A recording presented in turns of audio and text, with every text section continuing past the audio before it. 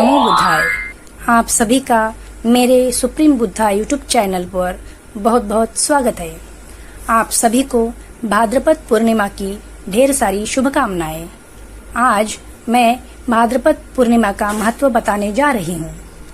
आज से 2607 साल पहले भाद्रपद पूर्णिमा के दिन गौतम बुद्ध शासन में भिक्षुणी संघ की शुरुआत हुई थी।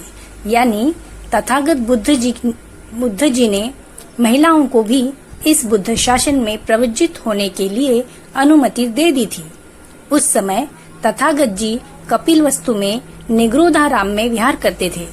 तब तथागत जी की मौसी यानी महाप्रजापति गौतमी देवी ने आकर भगवान को अभिवादन करके एक ओर बैठकर कहा कि भंते, अच्छा हो यदि स्त्रियों को भी तथागत के दिखाए गए धर्म विनय में प्रवज्जा मिले।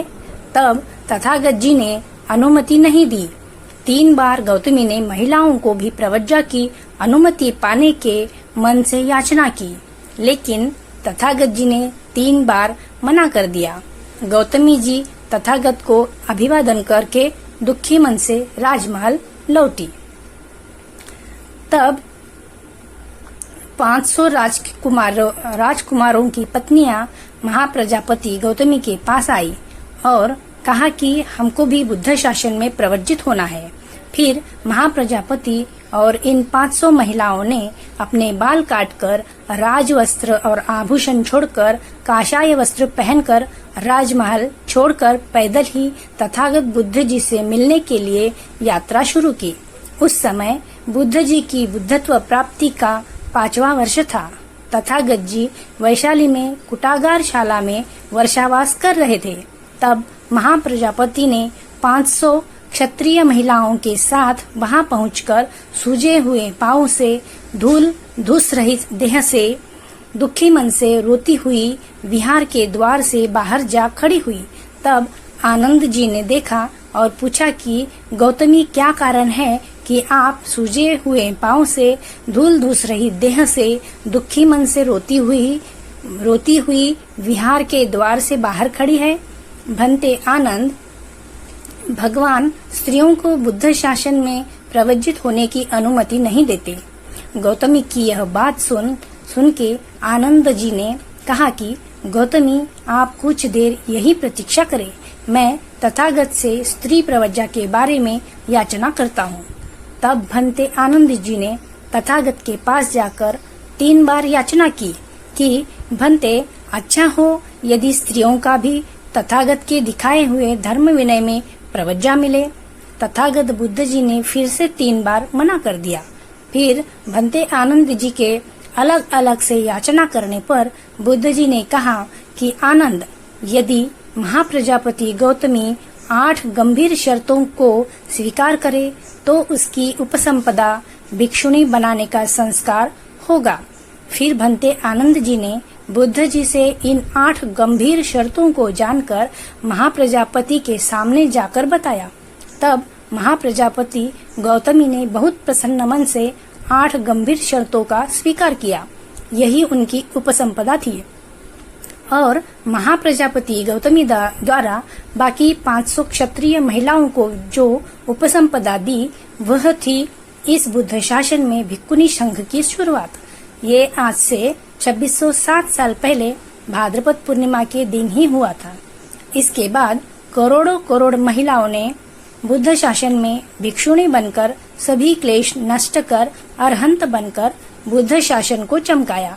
इन सभी भिक्षुणियों को कोटि कोटि प्रणाम। ऐसे महत्वपूर्ण भाद्रपद पूर्णिमा के दिन आप सभी लोग उपवास धारण करके अप्रमाण पुण्य अर्जित करिए। भाद्रपद पूर्णिमा ही बौद्ध देशों में मधु पूर्णिमा इस नाम से जानी जाती है। एक समय तथागत भगवान बुद्ध जी भिक्षुओं के 2 समूह में चल रहे विवाद की वजह से व्यथित होकर पारिलेय वृक्ष वन में अकेले ही वर्षावास के लिए निकल गए थे। वहां पे पारिलेय नाम का एक हाथी अकेला ही निवास करता था। बुद्ध जी को देखकर उसके मन में श्रद्धा जागृत हुई और वह हर दिन तथागत भगवान बुद्ध जी के लिए वन से उपहार के तौर पर कुछ फल आदि लाकर देता था। यह दृश्य देखकर एक बंदर के मन में भी तथागत जी को कुछ दान देने की इच्छा उत्पन्न हुई। तब उस बंदर ने एक मधुकंद भगवान जी को अर्पण करने का सोचा और इसी पूर्णिमा के दिन उसने वह मधुकंद तथागत भगवान बुद्ध जी को दान के तौर पर अर्पण किया। लेकिन उस मधुकंद में कुछ मधुमक्खियां जीवित थी, इसलिए तथागत भगवान बुद्ध जी ने वह मधुकंद ग्रहण नहीं किया। यह देखकर वह बंदर समझ गया। फिर उसने उस मधुकंद से सारी मधुमक्खियां हटाकर फिर से उसे तथागत भगवान बुद्ध जी को अर्पण किया और इस समय तथागत भगवान बुद्ध जी ने वह ग्रहण किया। पारिलीय हाथी और वानर इन दोनों ने ये किए हुए इस दान के कर्म से वह परिपक्व होकर उन्होंने महान पुण्य अर्जित किया। इसी के साथ साथ इसी दिन उन दो भिक्षुओं के समूह में चल रहे विवाद का अंत हुआ और उन दो समूहों में समेट हो गया और वह तथागत भगवान बुद्ध जी से क्षमा याचना करने के लिए और उन्हें वन से वापस लाने के लिए वन में चले गए। ऐसे मंगलमय दिन की सभी को हार्दिक शुभकामनाएं।